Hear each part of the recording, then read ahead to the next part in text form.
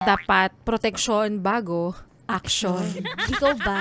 Nagbabaon ka ba ng proteksyon? Araw-araw.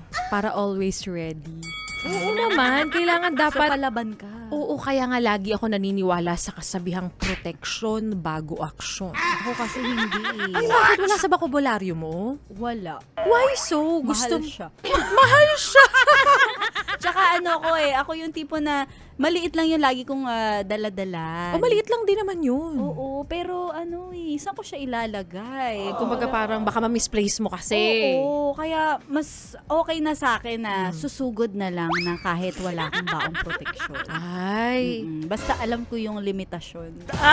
Paano kung biglang maabutan ka? Maabutan ako, pero syempre, yun yung mga time na dapat pinag-iisipan mo talaga yung bawat desisyon. Kung dapat itutuloy ba to? Tutuloy ko pa ba?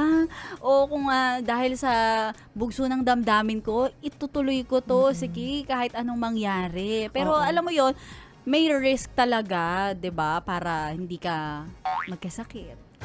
Para walang mabuo. Ay, totoo naman yan, totoo. Totoo. Kaya nga dapat lagi kang ready. Mm-mm. 'Di ba? Dapat lagi kang nagdadala ng proteksyon. Sige, simula ngayon magdadala Oo. na ako. Ang pinag-uusapan namin ni Laika Barista ay kung nagbabaon ba kayo ng proteksyon at yun ay walang iba kundi payong. Payong. Kapag nagdadala ka ng payong, syempre hindi lang naman sa ulan mo yan pwedeng gamitin. Pwede rin sa init ng panahon. Ay, oo. Dapat ngayon talaga, health is wealth. Alagaan natin ang ating sarili. Totoo. Ano bang ginagawa mo dito, ha? Sinasabi ko na nga ba eh. Solid yes friend ka talaga. Dahil nandito ka na rin lang, sige na, Mag-like at mag-comment ka na. Mag-subscribe ka na rin at i-click ang notification bell. Para mapasali ka sa mga kalokohan namin. Bawal na bawal mag-no dito, ha? Kasi yes